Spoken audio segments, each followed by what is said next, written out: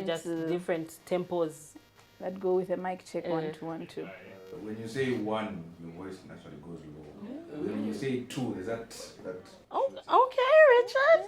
Okay. Then 1, then 1. 1. 2 2 2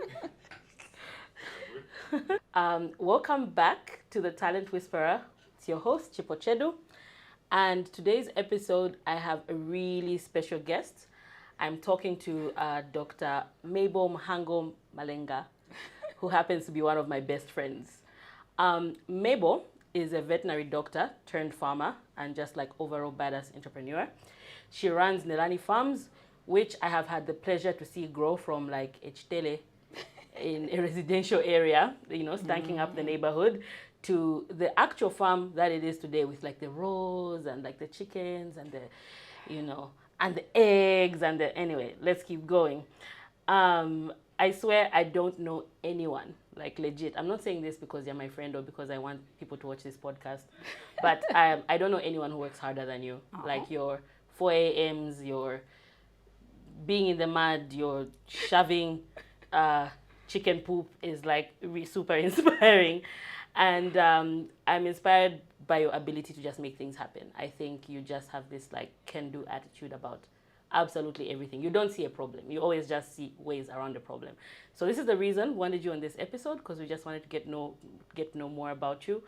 And so welcome to Talent Whisperer, Mable. Thanks, girl. Okay, thank you. So we have to start, like, to understand anyone, we have to go back to the beginning.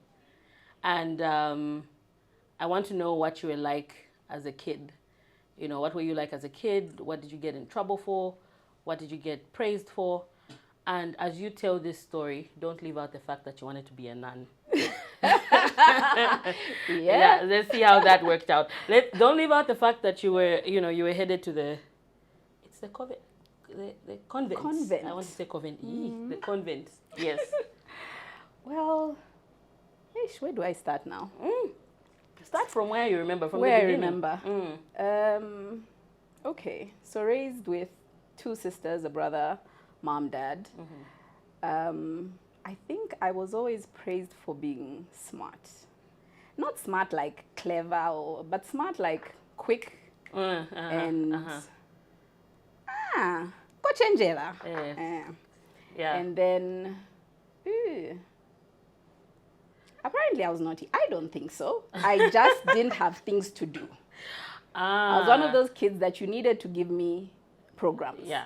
We had to give you things to do. And I was not given programs. Yeah. So with that, I made my own programs. And sometimes they got you in trouble. And sometimes they got me in trouble.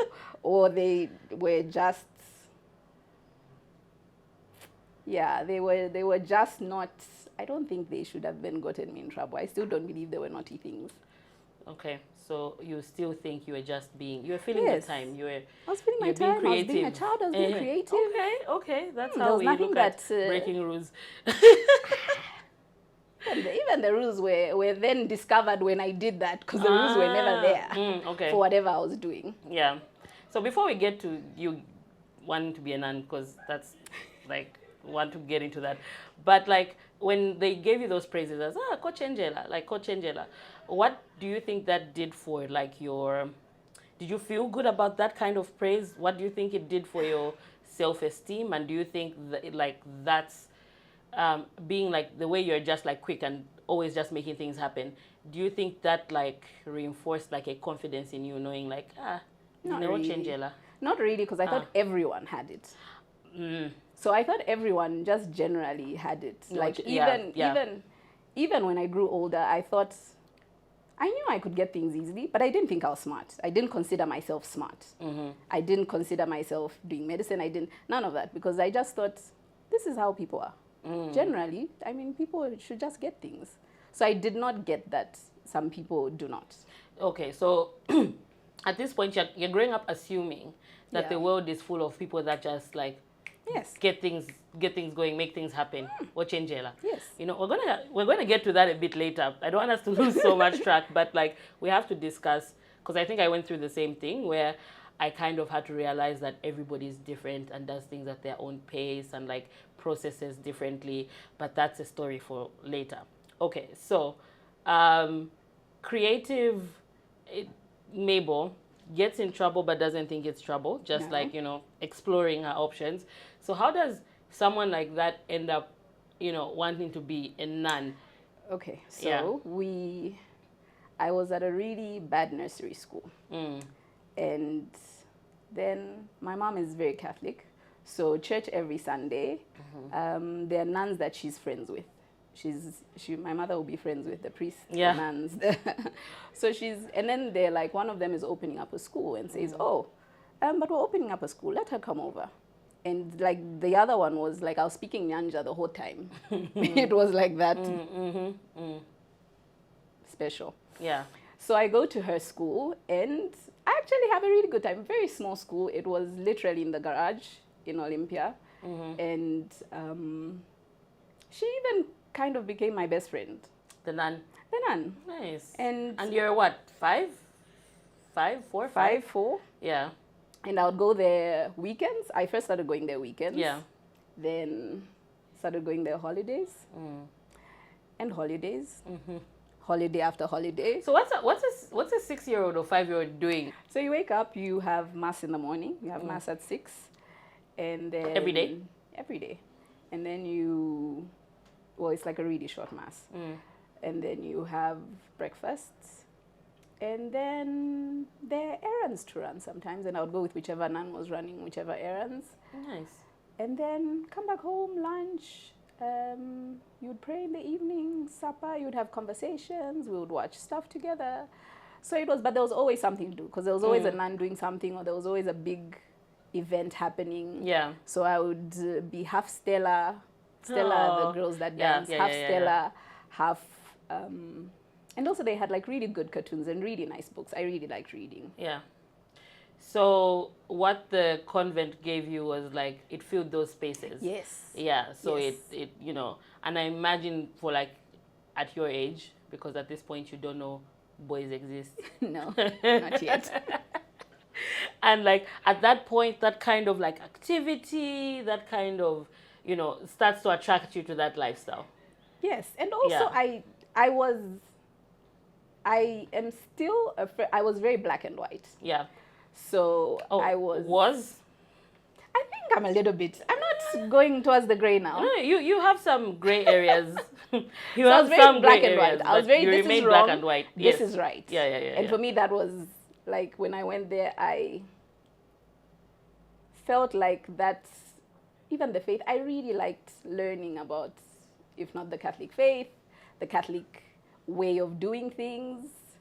And like the rituals. The nuns have some really nice guests that you can talk to, and I had some really nice conversations and some really scary ones. Yeah. So, and also my older sisters, my 2 older sisters are like a clique together. And then my older brother is way older than me. So there was no one at home that I could... There was no one to play with. There was no one to play with. And they did not want to play with me. Again, I was black and white, so I was always like, that's what you're wearing? Yeah. That's where you're going? Is this the time you came? You guys do this? You were like proper last born. Yes. Like always, and like, judgy and righteous. telling on us. Yeah. I know about you last born. My dad did not like it though. My dad was just like, why? Yeah. Why should she? And none for who? Yeah. He did not like it. Because he probably saw that, well, this looks like it might or it might not happen. No, happen. Just like, even like, how much money are we talking here? Like, she's not going to make money? No. Someone must make money. Someone must make money. Yeah. So at what point did you like start to become, open to other types of living? I'm trying to keep this like super like a child of the world. Trying to keep this like PG. Like when did you be like, maybe this is not the life for me? Grade 6, grade 7, when I actually started making friends that I could visit. Friends that I could visit, even friends in the neighborhood that I could walk down the road and go and visit, and we could do stuff together. That's when the holidays to the nuns started becoming erratic. And then I just had other things to do. Yeah. And then you were growing. I was growing. You were becoming a teenager. I was. And then boys. And then boys happened. Yeah. Yeah. Okay. We won't get into the boys conversation yet, but let's talk about you in high school. So you were low-key famous. I don't know if it's low-key or high-key famous. Like, I didn't know you, but I heard of, and I think we can say our name because that's our girl. Like, Mable and Dora were like a famous duo. I was in boarding school somewhere in Kasisi, but somehow I knew the names Mable and Dora for some reason, right? And then we get to Unza, we meet, we're going to talk a lot more about how we met later. We meet, and to be honest, like, I knew you were Mable. Like, I met you and, oh, Mable, she's pretty cool. But it never clicked that you were the Mable from, like, the Mable and Dora duo. Until, like, randomly, like, months later, and we're already close friends, and then probably someone passes a comment, and I'm like, wait, what? You know? So I was expecting more. Because you just seemed like you were rumored to be, like, a rebellious kid. So when I met you and you were, like, you know, like you said, yeah, super smart, but you were so serious with your schoolwork, and as much as, like, we would go out and have fun, you were just, like, black and white. So that, I was like, I don't know, this is not giving what it's supposed to give. This is not giving me rebellion. I was more rebellious than you. Probably. So so tell me, like, what do you think was the what do you think sparked those kinds of rumors? Like, what do you think was, like, the reason behind that kind of like, being notorious in that way? Maybe notorious is too, like, much of a word, but it like for those in a gang days, or something. Yes. Were you in a gang? But, like, but what do you think was, like, the fuel, the fire behind the smoke? Is that what they say? The fuel, something like that. Yeah. So first of all, I don't think that Chipo, me and you just know the same people. No. We know the same people. Even now, the people that you already knew before I knew you, I kind of knew already before you. Think about it. Your friends, so we kind of, we're attracted to the same kind of people, and we know a lot of the same people. This is even before. So that's, there was an escalation, because I think people are just like, hey, who's going to be this? This is the same girl. I didn't know her. Yeah. So we also just knew the same kind of people. We ran in the same circles. And that is number one. But yes, I was very social. You were very social. But it was because I had a lot of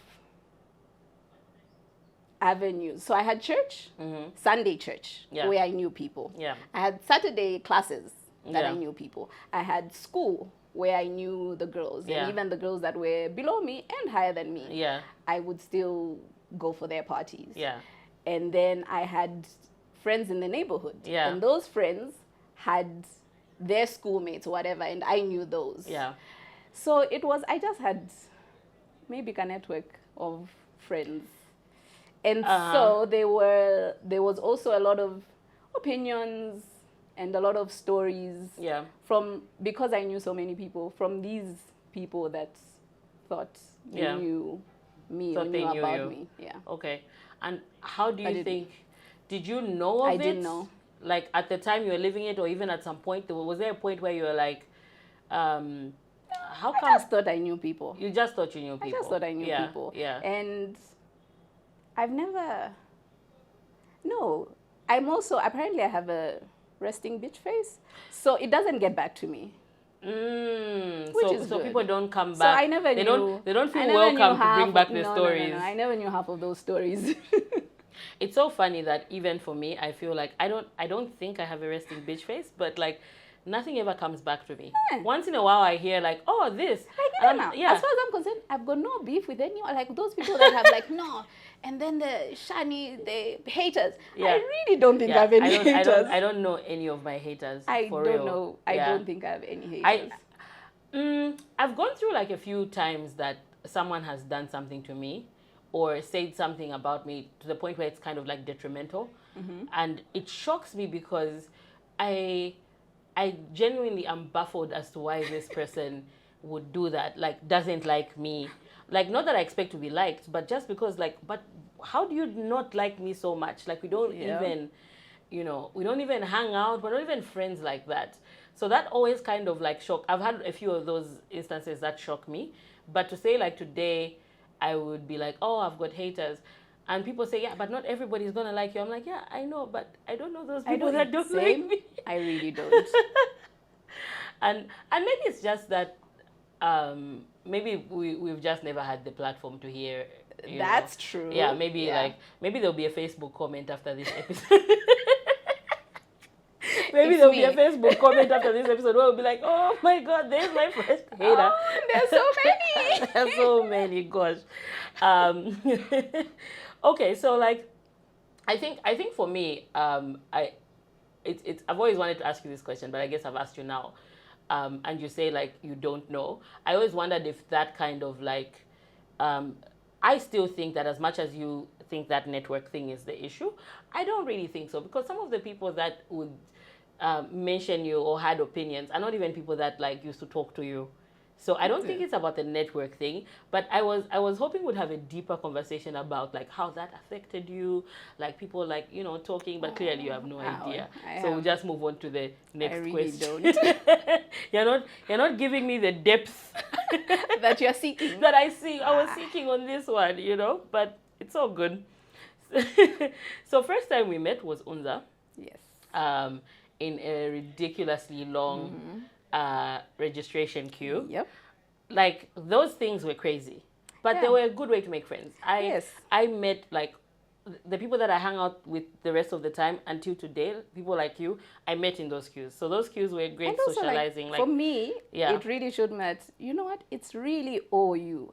Like, there was no mother to escort you. Yeah. There was no, well, some people had their parents, but like we were, and figure it out by yourself. Yeah. You were not phoning anyone. There was no. And I think some people who even had their parents, like their parents came, dropped them off, saw the queues and were like, and also saw that there were no other parents, and they were just like, I think you sort yourself out. We'll see you later. Yeah. So we met in a queue, and I fondly remember like we used to see each other around campus, but our friendship being solidified on the Xenon dance floor.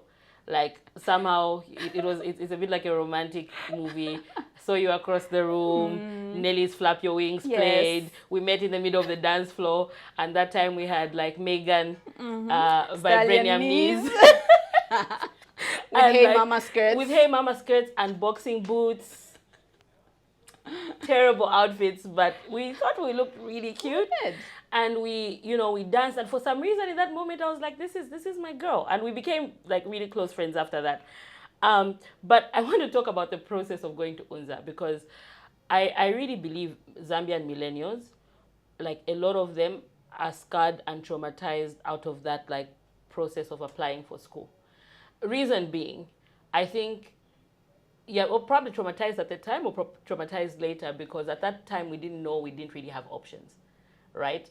Like the world the internet was for printing lyrics in an internet cafe. Like we're not out here trying to like find out, but also, the options were really limited. You had Unza, you had CBU, and then you had some of the colleges like Evelyn Horn, and if you wanted, you got the grades to go to Unza or CBU. There was only so many, like the courses at Unza and CBU were different. It wasn't like, oh, I'll study this here, So if you want to study one thing, you go to that school. But also the process of going through it was like, I had no idea that if you want to study this, first you go into natural sciences. I just thought if you want to do medicine, you just go into medicine, and you just like, so let's talk a bit about that process. Like you get your grades, your results, university is a thing. Like at that point, it's not even like, do I want to go to school? It's like you are going, right? That's not an option. It's not an option. So take me through the process. Like, okay, Unza, we're getting our forms. We're looking through the courses. Before that, so me and Dora were in some La La Land where we thought we were going to go to South Africa because, vibes, right? So I go to my dad and I'm like, no, I want to go. And he's like, what do you want to go and do? And I'm like, I want to do marketing. First of all, I thought I wanted to dress up every day. That's what I thought. So I want somewhere where I can dress up. You wanted a career where you could dress up every day. Yeah. So I go to him and I'm like, I want to do marketing. And he's like, what? Yeah. With which grades? With which science grades do you want to go and do marketing? Like, why? And I was just like, I don't know. I think they look really good. And he's like, no. And what's this about South Africa? So I'm like, I want to go to South Africa. Like, I mean, you guys make it happen. What's going on? It's like, no problem. I can sell my car and we'll pay for the first semester. Then you sort yourself out from there. Then you were just like, reality check. Mokwai? Ati? So it's like, no. Have you even applied to this? I'm like, no. And applied on bursary. Please. I was like, no. Let's go. Yeah. That is how he was just like, can you get the forms? Let's go to the bursaries and apply for the bursary as well.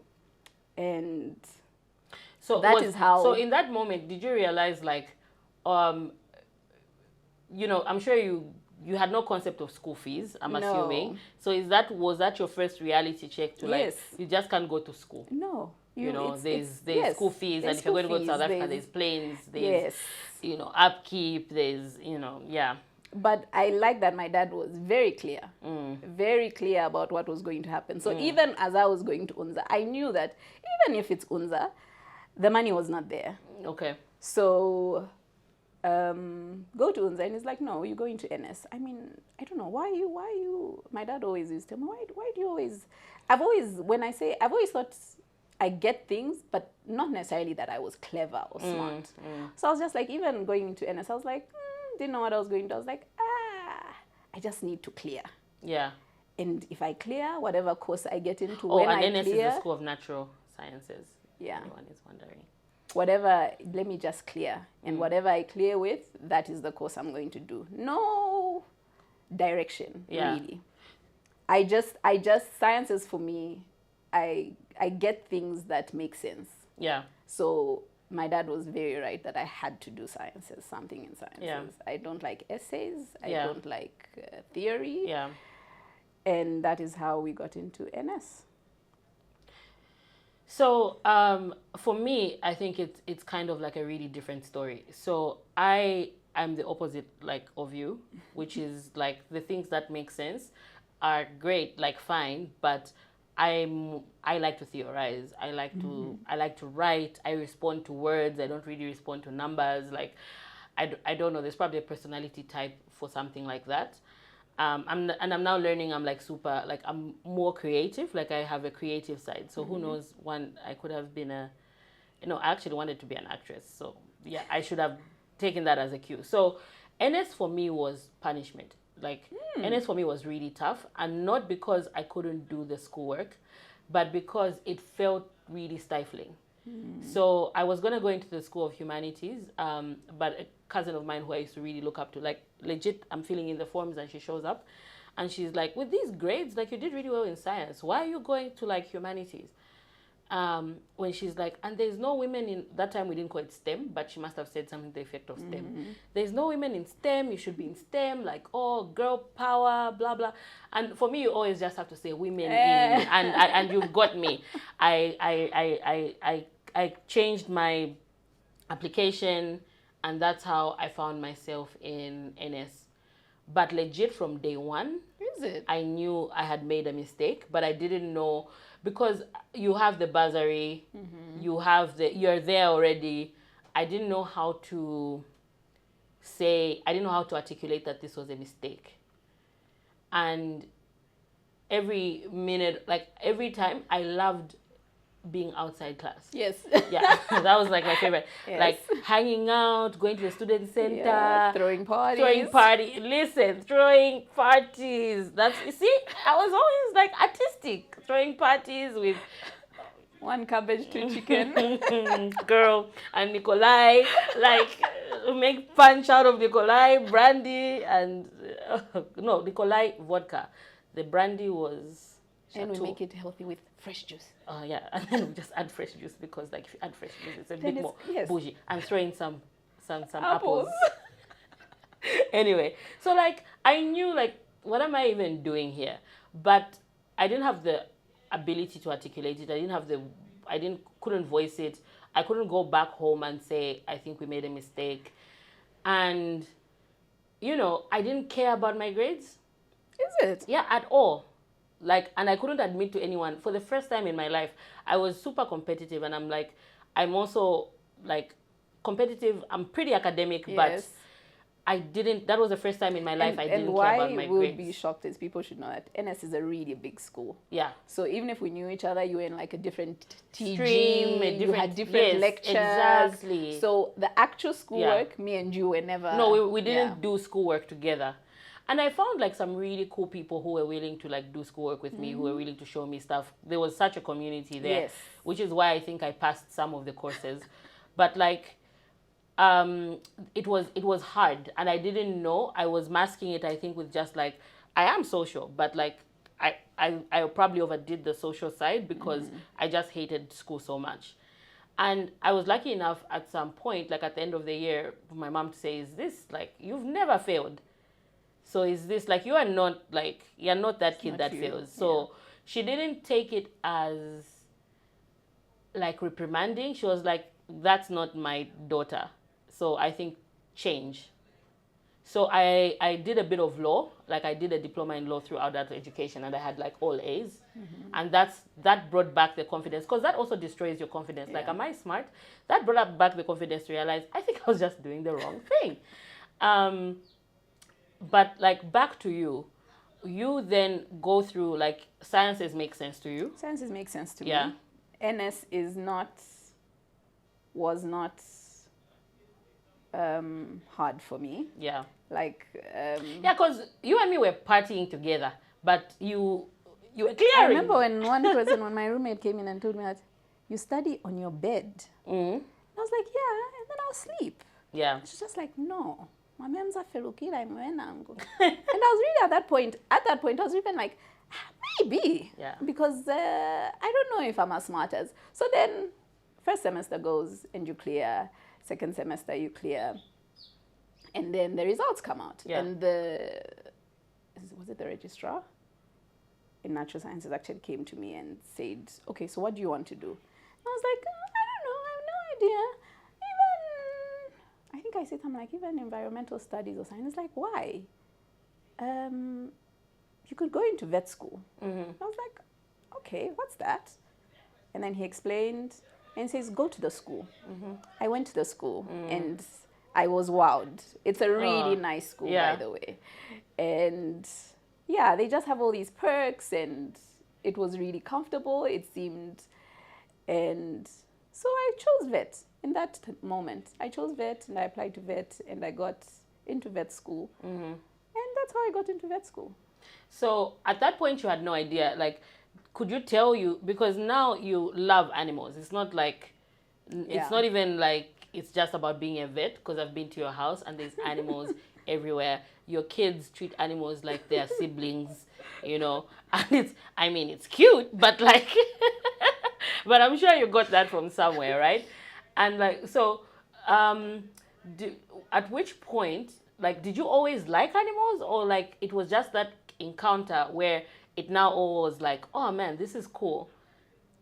I liked animals, not necessarily loved them. Then the amount of work it gets to have the animals, whatever it is, if it's livestock, if it's just pets, the amount of work it goes into livestock and even the pets, keeping them alive, keeping them clean, keeping them safe clean. For you. Yeah, disease-free. Yeah, edible. Makes you love them. Yeah. And then you don't take too many things for granted. And also, like, it's kind of like the medicine is similar. The actual medicine of animals and humans is similar. So you can't help but, if there's a human with heart failure, there'll be a dog with heart failure. So there's also like that empathy. Like, yeah. So you see them, like, you see it as a life. Yes. Where, yes, so for you, it's like a life worth saving, where, you know, for the rest of us, like, sometimes we don't, you know, unless you're a member of PETA, like, sometimes we don't treat animals the same. So like, now, do you, like, at which point did you, like, know this was, and I know you got in and you're like, this is cool, but did you get a moment of, like, knowing this was it, this was a passion? Like, fifth year is when you do your clinical studies and surgery. Just from surgery, like, just from the tools, I just got it. Like, I just got, even being sterile in the process you go through, I don't know if it was Grey's. I don't know if it was... It's probably Grey's Anatomy. Yes, I think so. Because I just got that. Yeah. I just got how you can contaminate with just this. And a lot of people didn't understand why. And I think that was when I was just like, you know what? I think this could be my... And then I loved surgery. Like you like it a little too much. I like wounds. Because like, you know the time I had that surgery and he's like, who's cleaning your wound? Can I come and not in like a, you want to come and take care of me, but it was like a creepy way, like, can I come and clean your wound? Who's like, I would debride her. She would not even, yes. I would get all the goo out. Yeah. Give like nice, clean wound. And that gives you joy. Yes. Gosh. Like pussy flies and squeezing them and removing, like that. That actually, those are things. Yeah, especially wounds. Yeah. Wounds, the growth wounds with pus and maggots, and that actually excites me. You know, in this moment, I'm like, this is why you probably came to this podcast, because it's making me realize how humans can be so different. Yes. Like for me, those things give me nightmares. Like I stay up thinking like that was the most disgusting thing I've ever seen. No, very few things disgust me now. No, I know that. Yeah. I know that. And there's a way that the rest of us were still like, ew, you're like, you like roll your eyes at us. So you're not that friend that's going to be like, no. It's okay. No, because I'm like, grow up. Yeah, you're like, you legit are like, grow up. Oh, man. So like, so back to like, you know, because we met in university, so like that I'll have questions about that, but you know, about life later. So even then, you were always like super entrepreneurial. I remember your dress business. Yes. Listen, saved lives. Like your dress business, you would go thrifting. It's now got a cool name, thrifting. But those days you go to Salaula. Mm-hmm. You'd pick the right dresses. Yes. You'd launder them and then you'd sell them to us. Yes. And these are the dresses we'd wear when we go out, and we'd be feeling like, listen, we'd be feeling like Kardashians when we're out in those dresses. But like what amused me, it's not just that you were entrepreneurial that way. What always amused me was your little notebook. Like you had this notebook where no matter how many dresses we got, you would write it down. No matter how close your friend was, you'd write us down. And then there's a way that we had like a log, like you were logging even then. You were like logging and counting and putting your money back in the business and knowing what you could spend. Like at that point, you already had like the things that we learn about books in books now, like the things that I'm trying to do, you know.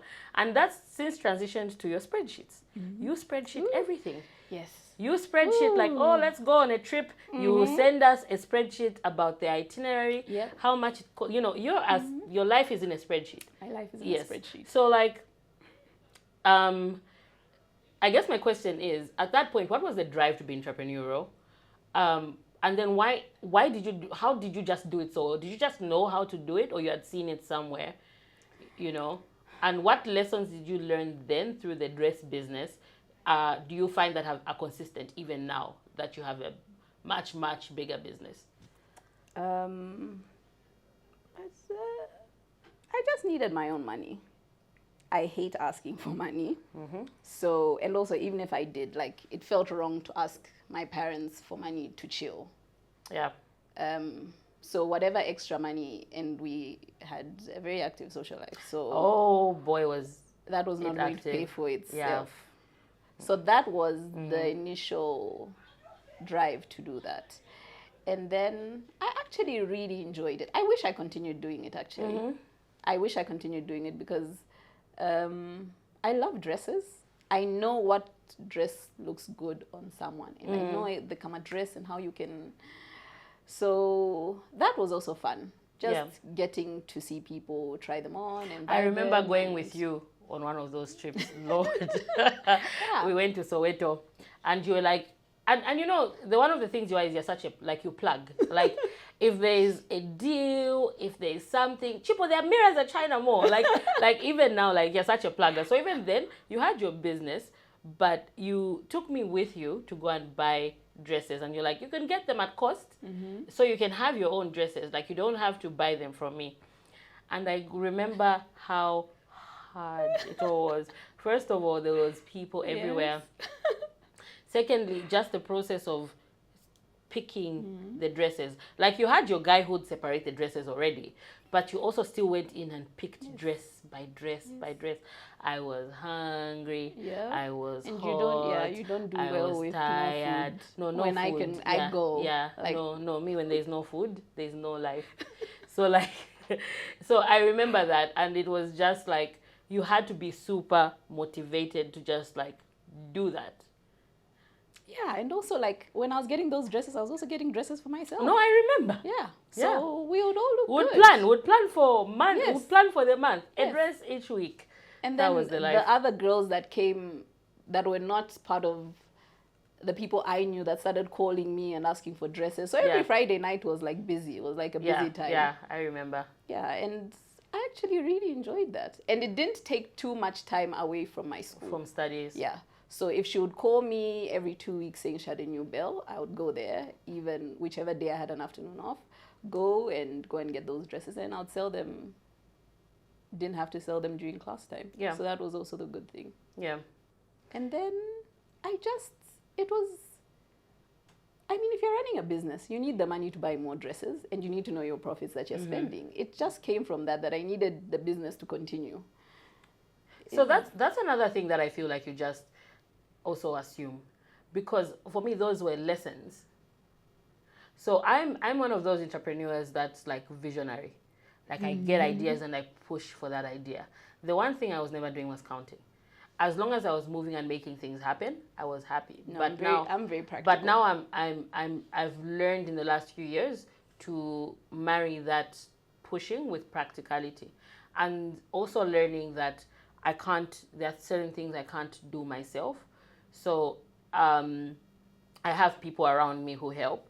And there was a point where I was like, maybe it's a bit frivolous. But then I've realized that like I won't get into the detail. I'm very like high level, very visionary, very like moving, selling, making things happen.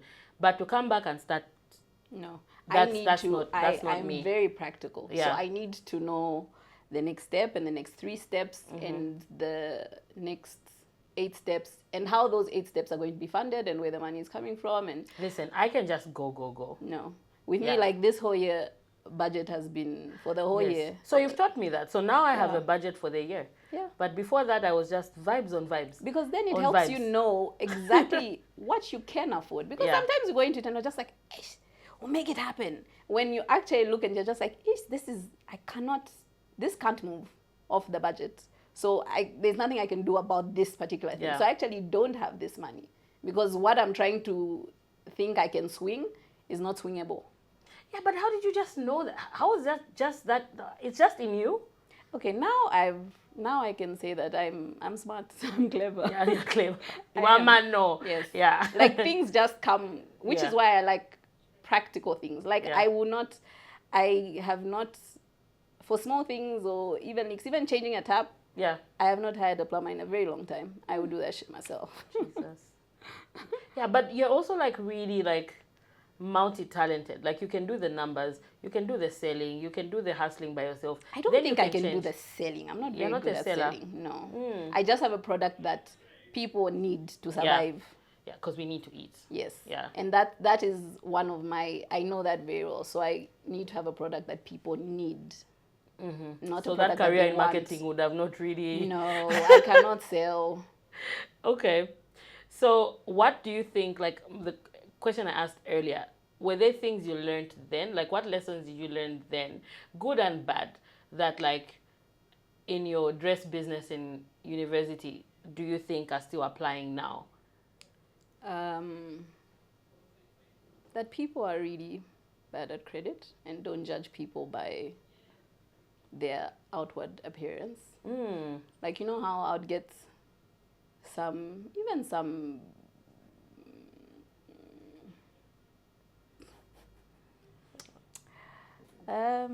people who we assumed had money and whatever, and they would take the longest to pay me. And then yet the girl who would come in on Friday would be like, no, and she would come in with cash. And so I've learned that was my number one, still is today. Yeah, because we're always talking about like the dirty money, and not dirty money like it's dirty, but like practically it's actually good. Yes, it's if got you do grains this, of sand. If you do this, it's That's going the money I like. yeah, and you bring it. You're bringing it to the table like, oh, can I have so much money? And you're like, sure, and you're like, and then you give you give It me might the be money. 2 kwachas and 5 kwachas. 2 kwachas and 5 kwachas that we have to count note by note and dust it off. But you've always said like this is where the money is. Like there's so much money in like your everyday person. Yes. And not in people that we assume have money. And this is something I learned from you as well. So I never take like face value or a Gucci bag to assume someone has money. Like people with money will just show you the money. Count your eggs before they hatch because you assume this person will follow has through money and on they'll these pay. deals. Until they pay. Until they pay. And until they go through with that deal. Yeah, until they go through with that deal. So that's one lesson where like you just don't assume someone has money. So that has made you like widen the pool of people you sell to, I'm assuming. Yeah. And I even have a preference now. Preference. Yes, I know that. And then I actually, then learned that I could figure it out. Which was, I could figure it out, and also that no one is going to wait for you. Like in that moment, if you have a business, no one's going to wait for you. No one's going to wait that you're sick. No one cares that you are away. No one cares about that. Like, you need to get stuff done. Yeah. I was telling you, I get anxiety just by being late. Yeah. So me not showing up or not doing what I said I would do is very hard on me. Which is some of the longest relationships I've had is because I'm consistent. Yeah, indeed, you are. But what if you're actually sick? How do you deal with those days? Like, do you have people around you that can help? Like, what about those days where you actually go, because I know you value time with your family away and holidays and things like that. So what about those times those you're days away? are really planned. Yeah. And I'm lucky that, and blessed that I have, my mom helps me a lot. And I have... Shout out to Auntie Anastasia. I do have support. Like, their support is there. Yeah. For whatever I need. Like, just the other time I had a problem at a real estate project that we're doing. Yeah. And this was like at 21 hours, New Year's Eve. I remember that. Oh yes, yeah, we're together. We were, then I started stressing. Yeah. Yes, but my brother went there. Yeah. And so I actually kind of do have support and I'm not afraid to ask. Like even you guys, if I will usually you ask. be like, you guys, please, there's this going on.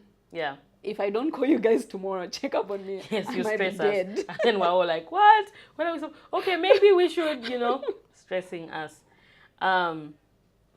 All right, cool. So somewhere in the middle, I always tease you about the fact that you not that you ruined our childhood, like we had this bubble where everything was going great. We were having the best time of our lives and partying all the time, and we're in university, and then and then you got pregnant. You got knocked up.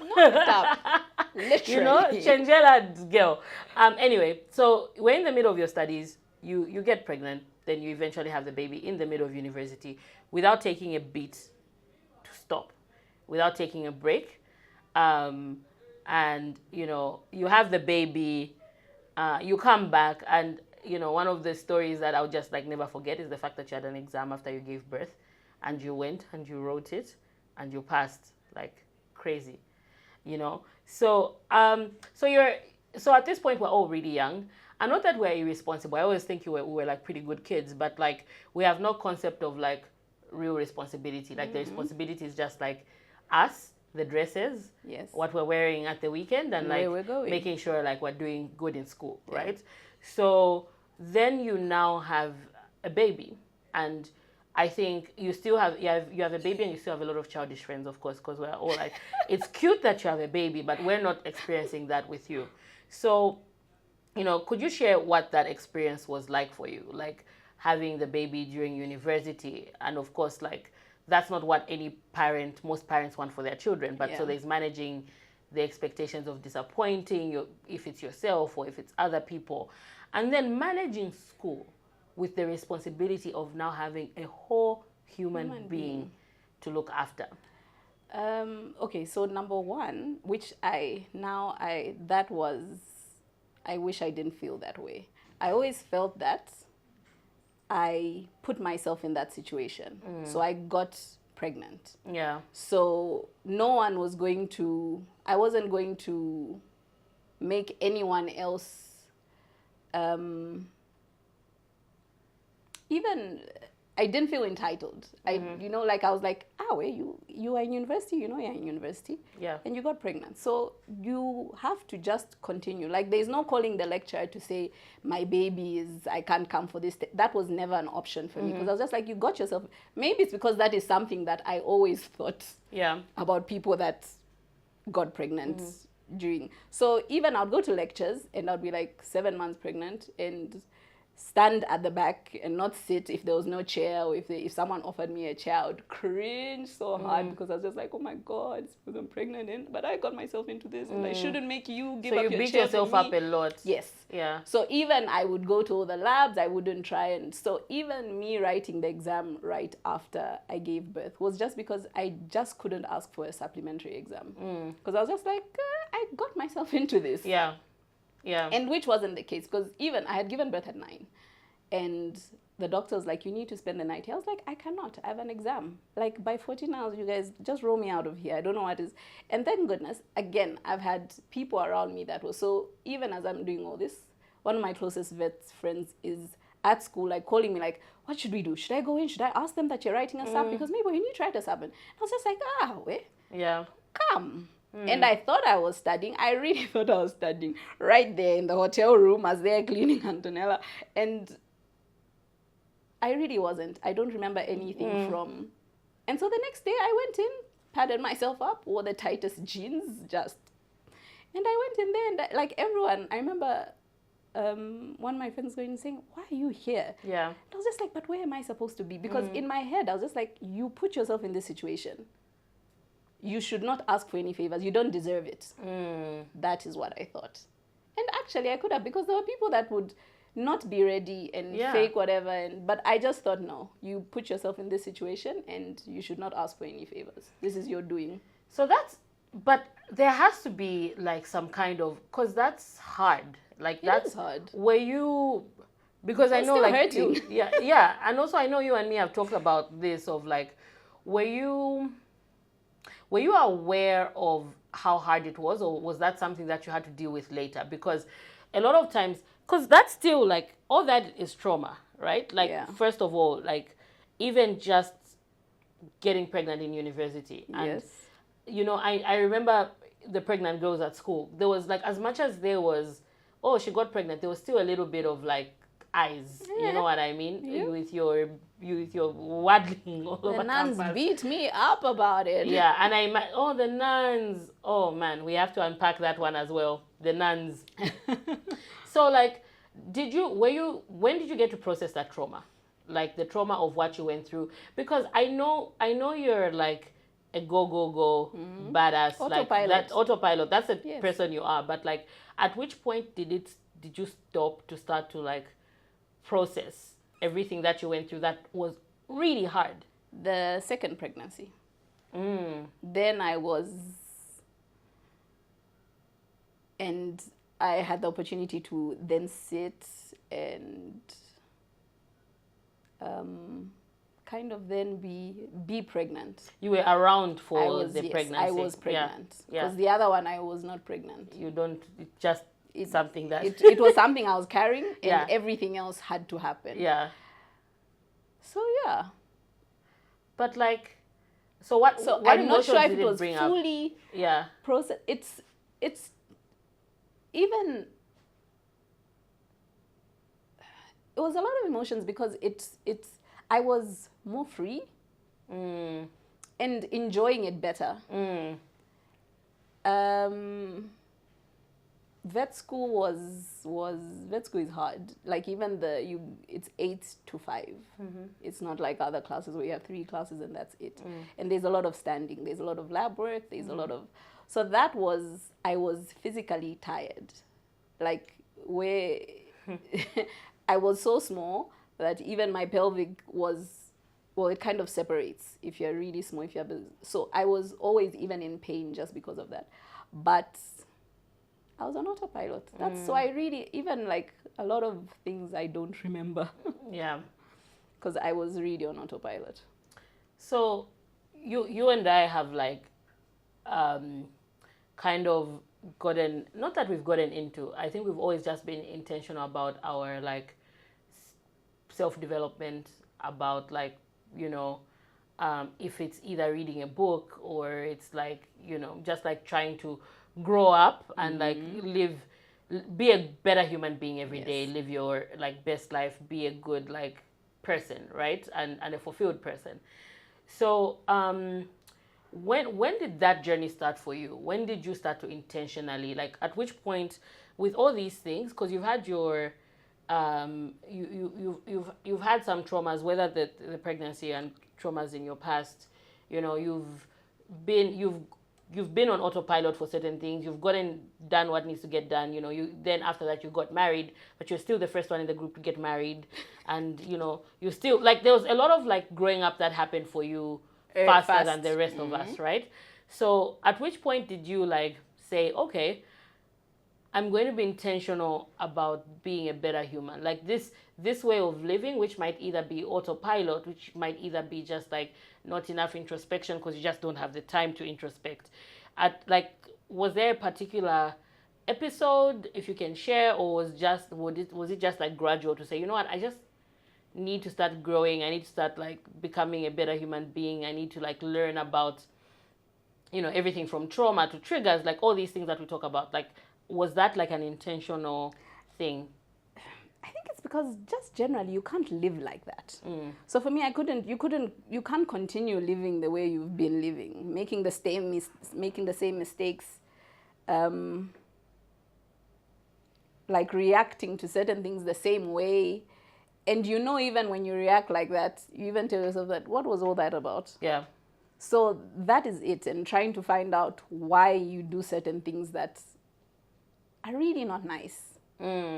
So that was the first one. And then just the kids. Like seeing, I have daughters who I like USB, and like I am connected to them. Yeah. So even with them and seeing what they go through, and then also seeing what they go through even with the other kids, and I even look at the other kids as myself, or as you said, if you think a kid is already notorious. Yeah. And so my daughter comes and tells me a story, and the first thing that I tell is, no, but I don't think you're looking at it this way. Yeah. This is probably, so it's even them, trying to make them better human beings, better human beings to their friends, their teachers, to their family, and also not taking themselves too seriously, not putting so much pressure on themselves. So with that, I can't come with my own into that. Yeah. And so when sometimes I see myself through them,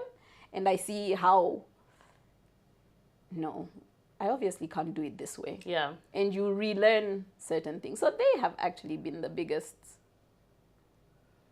That's pretty interesting, but you have to still have a level of self-awareness to get to the point where you can see yourself through your kids and see like some of like the great qualities, because I think there's always like great qualities that you pass on, but also being objective about the not so great qualities and saying like, we passed on that, like, oh no, I laugh about everything. So which is half the time. I've learned that a lot of people cannot. Like I laugh about everything, and the only person who kind of takes it is my mom. Like when I laugh and I laugh at you and she's the only person so far that takes it. And with that, like it becomes easier. Yeah. So when and this is even, it started with, I think, us, when we would say, yeah, you and your daddy issues. Oh gosh. Yeah. And literally, and it's like, yeah, because your daddy dead. Yeah. And to some people they like cringe. Yeah. And with us, like, we'll just laugh about it. That's so funny. So it's like the biggest trauma, not being so heavy. And then with that, you just learn to start laughing about and being more even open, without not being so guarded with whatever it is that has hurt you, or is a trauma, is a trigger. Yeah, you say something really interesting, and I think I haven't thought of it that way, but I think that's a huge way of how I've also been processing like traumas, right? Because when we realized, like when we all started to kind of analyze, like, oh, you know, this might be like daddy issues, and would laugh about it, you know. Yeah. And but we were able to know when our daddy issues were showing up, just like when we started dating, and you'd see how you'd show up in a relationship, or some of the ways you'd like compromise yourself, and then you'd realize, and you'd laugh with your friend would be like, I think that's your daddy issues showing up. And as much as we are laughing about it, there's somewhere in the back of your brain where you're like, oh gosh. But you see, it wasn't so heavy. Yeah. So you could own that you could own it, and then you could actually do better the next time. And I think it was everything. It was like from daddy issues, it was just like there never being enough money for things, you know, would laugh about like being, you know, I mean, we're privileged in a lot of ways, but there was also times that money lacked. Yes. And it wasn't a shameful thing. No. And I think this is something I've enjoyed about our friendship, and also just like some of our extended friends, is that those moments were not like shameful things. You didn't hide the fact that it was wild. You know what I mean? We could share, and we could share that it was wild, but we could also share resources. Yes. And come up with a solution and like you and I would use the same makeup. Yes. Look at how vastly different our skin tones are. But if it was me with the makeup, you'd use it, and if it was you with the makeup, I would use it too. That was insane. So like you had the baby, you got married, and then you immediately after you finished school, I think, was it during or after when you started to travel, when your husband moved for work, and you kind of like had to leave, right?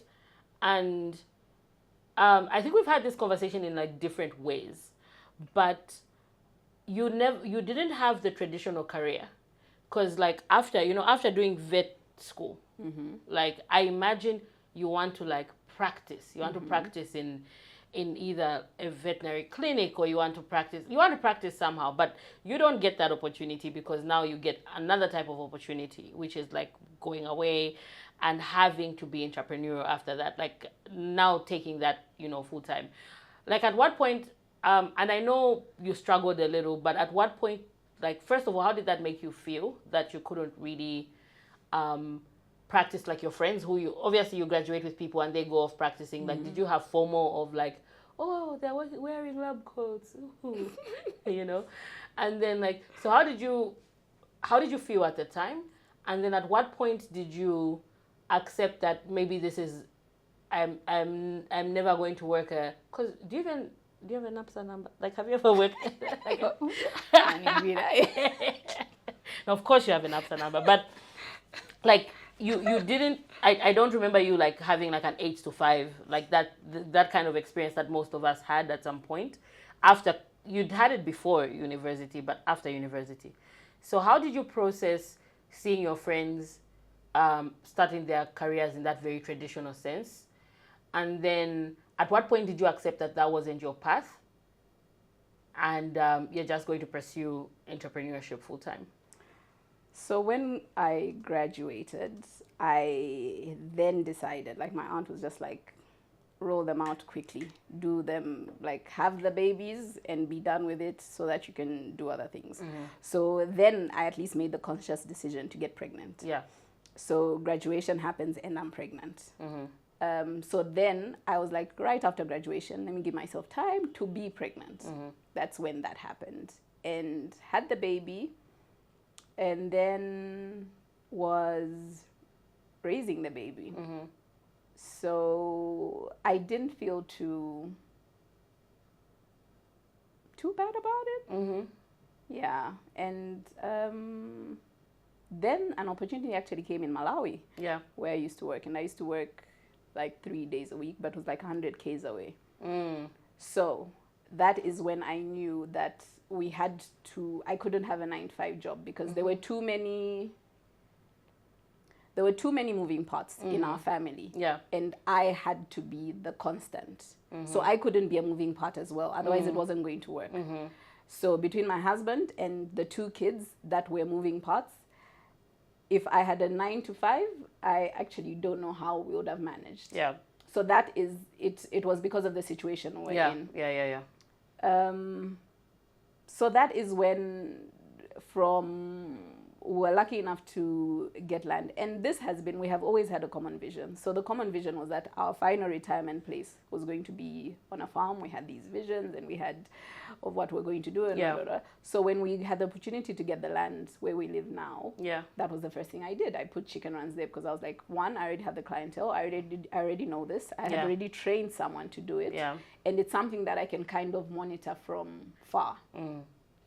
That is how that started, or continued. And from that, it has always just been that I cannot be the moving part. I need to be flexible enough to make things for the kids happen and also be available for my husband, who is a very fast moving part. Yeah. Yes. Otherwise, I actually don't. We would have never seen each other and would have never seen the kids. Yeah. If I had a 9 to 5, because we barely see a lot of each other now. Yeah. But because I am the constant, I can kind of then make intentional time and have memories, and I make the moving parts work. So it was out of the need. It wasn't something did any of that feel like sacrificial? Did it feel like you had to give up something? And did you have to process giving up something? Yes, especially in times when you get mad about something. Yeah. Then you are like, and then I'm doing all this for, what is it for? And Yeah. So that is when it feels like you are sacrificing. But my bottom line, even with, has always been to, one, kind of make money. And 2, have the time to enjoy the money. Yeah, that's a thing. Yeah. So I would, and which we really enjoy. Yeah. I really enjoy as an honorary member of your family. Yeah, it's fun. Yeah. So on that, right? Like you're a successful farmer.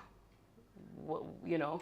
Well, yeah, listen, successful farming is making money off farming. Like making money off farming, having the infrastructure, having that's how I'm going to define it. But also like farming, I think it started with our parents' generation when like farming became a trend. They all retired 2 farms. And even amongst our peers, there's a lot of people that like, farming is the next and I do believe that food is the next internet, for lack of a better term. But very few people make successful farmers. Or it's a lot of the stories I hear about farming are people sinking in money and sinking in money and sinking in money and just never never figuring out how to make actual money that you can put back and you have some left over, right? And we saw this with our parents' generation, as you know, but we also see it with a lot of our peers who might have 2 jobs and keep sinking in, but they don't see a return. What do you think makes you a successful farmer? What have you figured out that how do you balance it to okay, you can reinvest, but also you're just making money out of farming? Before the investments and the reinvestments, it's hard work. It is, I won't even lie, it's hard work. It's 3 a.m. wake ups half the time. And you're the first person to respond to any group message or to say good morning. Yes, because I'm awake. Yeah. Always. By the time you guys are waking up, I'm on and my also way you're back. Sleeping at 8 p.m. Yes, because I'm tired. So you're not fun in the evening, and then you're waking up when the rest of us are asleep. Yeah. So it's let no one, it's hard work. It's hard work also because even if you do have the resources to pay someone else, it starts and ends with you, unfortunately. You have to know your business, you have to be on the ground constantly, and that is a lot of work. That's a lot of work because even half the time you cannot detach, you cannot leave when you want to leave. Otherwise, it will cost you a lot of money. Yeah. So it's hard work. And then it's also knowing, don't glamorize it. Like, count everything. Mm-hmm. If you're going to live off of this, put in the cost of the car that you're using and how you're going to depreciate it over time. Luckily, my husband's an accountant, so he can kind of help with that, because that's not. So you need to kind of see if the job that you have and you putting in the money and that all stopped, can you live off of this business? And that, I think, is one of the big things. But yes, for a good number of years you would have to be. So there's no substitution for hard work and just like being involved to the detail. No, so you that's cannot like just one employ of the someone to run your farm and you think your farm will work. No. Yeah. You have to know what they're running. Every single part of what they're running. You need to know even how your pipes run on the farm and what connections are where.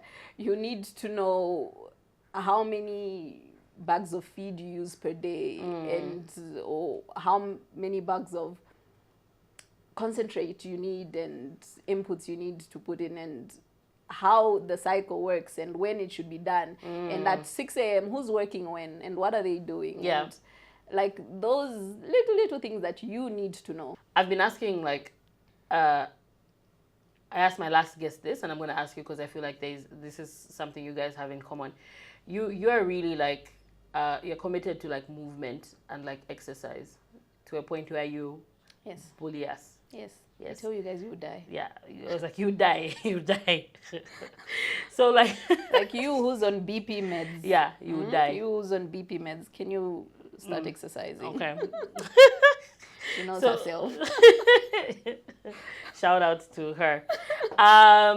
So like, how important has exercise like come to play? Like, how important is it for your, or how much do you think it's tied to your ability to succeed in your job, in your business? Like, what are the rewards you get out of it? Like, if it's physically, if it's spiritually, mentally, like, what does exercise do for you?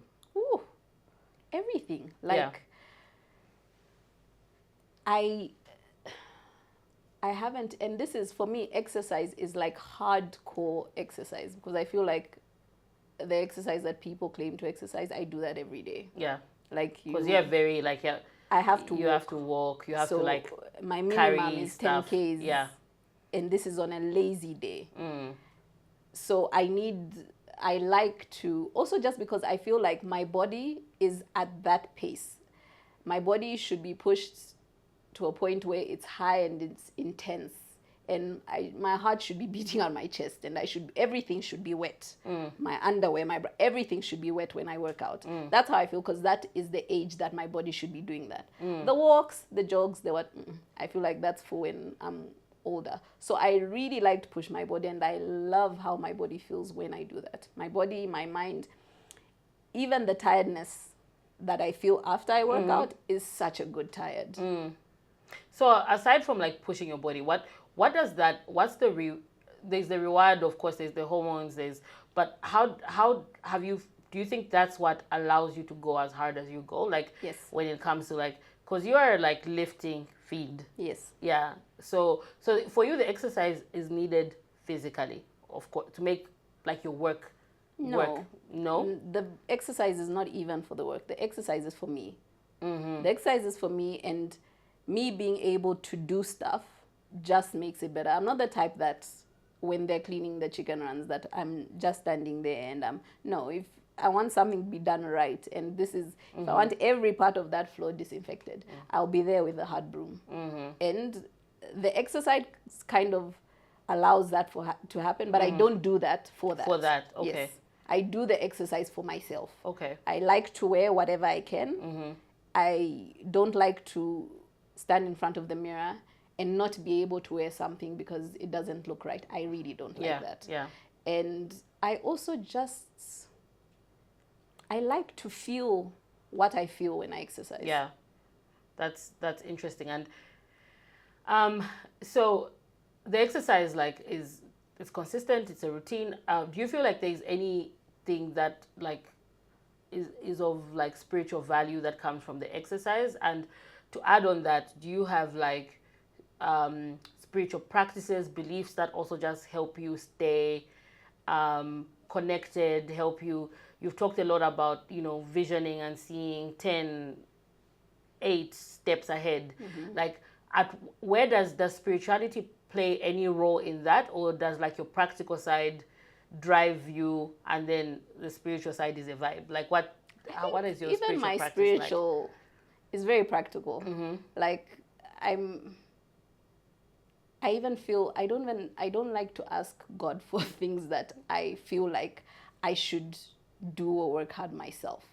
Like, the things that I ask God for are like good health, safety for my family, and like things like that. Like, I don't necessarily, I even feel like it's wasting his time to ask for certain things that I should get up and do myself. Yeah.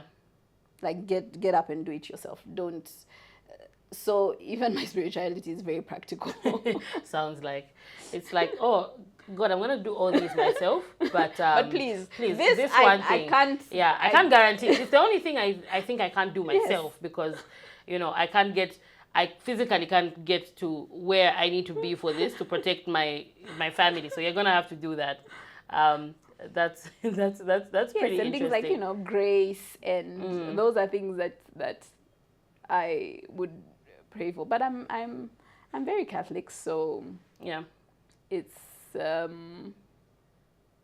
and my kids are very spiritual as well, so they kind of they want more. They want more. They want more out of you. Yes, and so you have no choice but to be more. Yeah, I love that. But the exercise for me is when I push my body. It also just gets, it hasn't been the same, obviously, when I love to play squash. I started playing squash just after my last child. And even then, like, I started playing maybe 3 weeks after I had her. So even then, those 3 weeks after is not the same as today. So even that just gives me a realization that you don't have time. What you think your body was, it's not going to be anymore. Gosh, don't I know that? Yeah. I mean, I could do the sessions that I would do, and it's not the same. I mean, now I've never had a muscle pulled, and all of a sudden muscles are pulling now. Yeah. So even with that, like, I like to know how far I can push my body, because it also makes me aware of what I have within my body, and what my body can do, and how blessed. It brings you, like, it grounds you. It brings you down to, like, your humanity of, like, oh gosh, this is... Yeah. But also it's like, but I do have this body that even as it's malfunctioning, I do have it now. What can I do with it? Yeah. How can I take care of it? Yes. Of course, we're friends, so we can talk forever. So I'm going to keep it concise. Try and we haven't even gotten through most of my questions. But is there anything you're yet to do? Do you feel like what are you yet to accomplish? Because, you know, you in other, I know people who'd like look at you and think you've made it, you know. But for you, for Mable, like, what are you still yet to accomplish? Things you can share. What are you still excited about? If ever, I would like to get to a point where I can walk around my farm and not see mistakes or to-do lists, or not so many to-do lists. Is that ever going to happen, though? I don't know. I hope so, because I think you thrive off to-do lists. Low-key, eh? Low-key thrive off, like, but I think for me now, it's like a juggle. What I would love to do, if I had the time, is do civil engineering and plumbing. I know it's like two different, but imagine, like, that is if I had the time. Infrastructure. Yes, but if I also had that time, I'd have liked to have another baby. But I don't have time for any of these things. I'm looking into the... I feel like you do.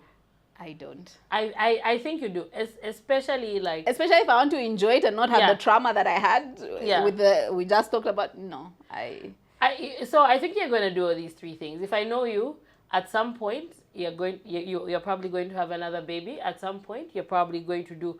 You might not do a civil engineering degree, but you're going to do something to that extent. And also, like, you already are a plumber, probably. Because like most of our plumbers are just plumbing out of vibe. So you're probably already a plumber. So I do think that you're going to do all those things. If I know you, you still are probably going to do those things. So those would be my personal. But I would like to, I'm very conscious about time. Yeah. So I like to make it intentional to make memories with my kids and my husband. And so I'd like to make more memories. Yeah. Good memories and exciting memories like that. And also kind of find a way to, I think I really vibe well with not even kids, maybe 25 and below, for some reason. You're very good with teenagers. Yeah. You're very good with kids. Like I can see them. I know for some reason, even when I know what's going on, I can kind of see behind all the, I can see behind all that. And I would like to do something with that. I think you should, because I've seen you talk to kids and just see them. And I think that's the word, because it's something I've learned now, that you can look at people and think you see them, but seeing people is a gift. And I think I see people a bit differently. I always see potential. Like, that's my thing. I think that's my gift, is the ability to see potential in anything and everyone. Sometimes to my detriment, but I think I've learned better now. So, but I think you also just like see kids, especially girls. Yes. So, yeah, you should do something. I don't know yet, but you should do something about that, because I think girls especially. Let me tell you, I can even say I know girls. Yeah, yeah. I know girls. Yeah. I know all the girls. Yeah, you know all the girls. I know all the girls. Because like, I am convinced, as someone who also likes kids of all ages, and I think we relate pretty well, I'm convinced that when I was like a teenager, I needed someone to see me. And and I mean, I was best friends with my mom. I'm still best friends with my mom, but my mom was pretty busy. And I don't think my mom would have been able to anyway, because I don't think there's objectivity sometimes between parents. But I would have loved for someone to see me, because I think it would have sorted out a lot of nonsense that I had to go through later. Yes. If someone saw me and just told me, like, showed me some grace, showed me some compassion, and also just made me aware that I'm going to make mistakes and I shouldn't be so hard on myself, and like it's going to be a journey. Yes. And validate me, I think. That karma thing is not the end of the world. It's not. It's a karma thing. It's a karma thing. It's a small thing. It really is, and it passes, and everybody forgets. But also to validate what I was dreaming and what I was visioning, because I think when we're younger, our dreams are clear. Yes. Like, we know what we want, And I've been lucky enough to have a career that I've enjoyed, but I think sitting here and doing this podcast has taken too long. And the reason it's taken long is because I was still trying to make my career make sense, make it make sense in like certain traditional aspects, right? And yet, if someone like a long time ago told me like, you're definitely like, you'd enjoy the media space, you'd enjoy interviewing, you'd enjoy podcasts, like you're built for it, I wouldn't have tried to make it make sense, because I think even my HR career is really good because of this. Not because like I know the labor law, like I do to some extent, but like I don't even enjoy the administrative side of HR. The side of HR that I enjoy is from the minute that you put me in front of people, I'm interviewing, I'm growing people in the organization, I'm having these conversations, I'm thought partnering with like my boss and my peers. It's just this that I enjoy, but it manifested as HR. But what it is just this. We just need to figure out a way to make some money out of this, but like, but it's really just this. And I think if someone gave me validation to say the dream you have is valid, I would not have tried to make it make sense for so long. You know? And that's what I try to do for other people. Like, you're trying to make it make sense, but you know like what you want. You know what's deep down your heart, and just like do it, you know? And which is why I'm like, I want to talk to a lot of people like you who, in a roundabout way, accidental way, and most of us it's roundabout and accidental, we find that thing that gives us joy, and that thing where we thrive. Even the accidental are accidental, I think, for a reason. There is no such thing as coincidence. Yes. Yeah. It's all connected. It's all connected. Yeah. Yeah. It's all connected. Yeah. So I'm ending all my interviews with, as a professional interviewer, with, do you have any questions for me? Because we have to wrap this up at some point. So you could ask me, you know, anything. So do you have any questions for me? You are in your retirement. Okay. What does this look like for you? What does this look like? What do you think in that moment will give you joy? What do you think will still make your life meaningful? So I'm a teacher. So of course in my retirement, I'm trying to retire soft. You know what I'm saying? So between now and then, we have to make this money. But I'm definitely a teacher. I think I come from, after doing a bit of mapping of where I come from, like looking at some of the things that, looking at my grandparents, looking at the type of people they were, and like all that, and even my great grandparents, I think I've definitely inherited a teaching gene, because I think we're all teachers. So my retirement very much looks like teaching. I'm definitely going to lecture in universities, I think. I'm definitely going to have, I don't know what type of school. It won't be a traditional academic school, but it will be a school for things like this, for gifts, for talents, like, or maybe just a curriculum of seeing kids. Like, I think it, like life, if all of us were living out of our gifts and not out of circumstance and survival, the things that have led us to just do whatever it is and feel that emptiness, I would like to provide that kind of like bridge. So my retirement very much looks like teaching. My retirement looks like mentoring. So yeah. And I think you can do that when you're old and you're gray. Nice. Yeah, so that's what my retirement looks like. That's good that you know it now. Yeah. Yeah, I think it's been clearer over time, but it's also come with admitting. It's come with admitting that like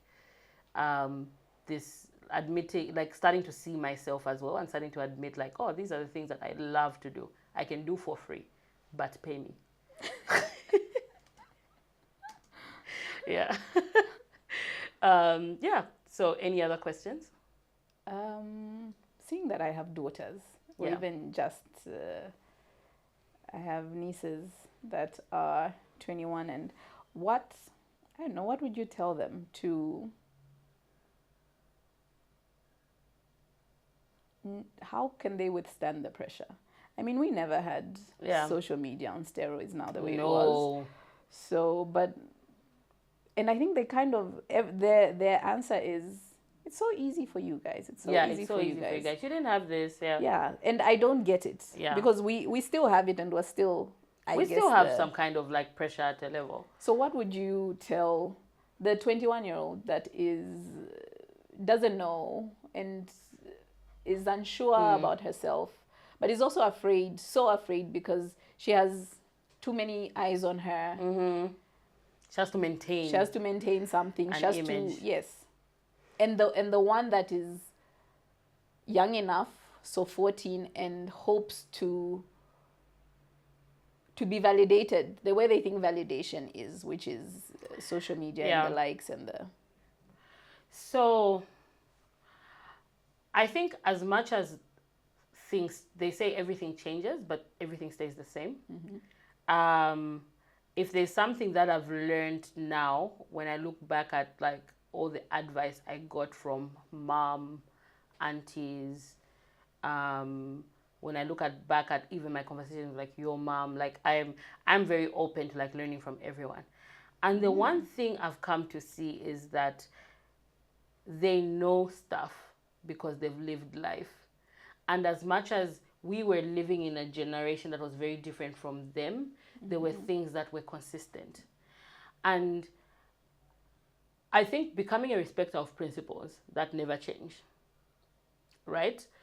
And for, it's things like you give, you receive. That no matter which generation, no matter which computer, no matter what AI, is going to stay constant. Like that is going to be constant. Being a good human being, being kind, and receiving kindness, like all that will always be constant. So the one thing that I would tell girls especially is the fact that the concept of self-worth will never change. Like feeling, like being able to live out of you being full, or you being like looking after your self-esteem, that's the thing that no matter what social media, no matter what lack of social media, no matter what age you grow up in, that thing is going to be the thing that protects you in this world, and that keeps you focused and keeps you like feeling deserving of your dream, your vision, your whatever. Because like I'm very protective of my self-esteem. How? What does that mean? So protective of my self-esteem is that I had to build it. Like I had to like get to a point where like I did everything. Like whatever Oprah said, if she said affirmations, if she said there, I was affirming. Like you've been to my room, you've seen I've like stuck everything everywhere. Yes. I've got like poems in my house that affirm me. Like I don't joke about my self-worth. But that was because I know what it's like to have a low self-esteem, and making decisions from when you have a low self-esteem means there's no decision that's for you. You make decisions for everybody else. And it's just like this hole that you think it goes deep. It goes deeper. You think you've reached rock bottom. You can go further down. So when you start to build that up and you start to feel good about yourself and you start to realize like, even those things that I'm smart. You know what? I am smart. So you become protective of your smartness. If you find yourself with friends who make you question your smartness, you're like, sorry, this is not for me. If you find yourself in a job where you question your smartness, you're like, listen, my smartness is what I have. So that's how I protect it. I protect stuff. So like you said, I think I'm smart too. I think I have a gift to connect with people. I think I'm good at my job. Like if you give me a job, even if it's something I don't like, I'm going to execute. You know what I mean? So there are things I've come to believe about myself. Now, when I find myself in any environment, and you know this, I found myself in jobs where like someone makes me question everything. And even if the money is great, I'm like, please, you will not mess with my self-worth. Because I've seen that that's the thing that keeps me going in the world, feeling good about myself, and also having a career that's fulfilling. So when we start to validate the girls, and when you are able to say, I'll give an example of your daughters. Like your daughters are like very good examples of kids that you can see what they're very good at already. Like you can see that thing that makes them special. So validating that and helping them like become protective of that to a point where not a friendship, not a boyfriend, not a teacher. Because sometimes it's teachers. It's not always not an uncle, not an auntie. To a point where like if it means you're the rude child, to protect your space, just be the rude child, So that's the thing. I think it's the one thing I tell, even like I've now admitted that I mentor. I used to think it was just vibes and relationships. Now I know I mentor. I always, whenever they come to a place where they start to question themselves or question their self-worth, I'm like, that boy is not worth it. That like the minute someone just makes you question all that, they are not your person. Because whether, like I said, boyfriend, family, they should be like, akakari changela. They should say those things that affirm you. And not that you'll be protected from like the things that don't affirm you, but if your inside is intact and you have your people that are constantly affirming you, the ones in the next circle won't really matter. Exactly. If the ones around you are true.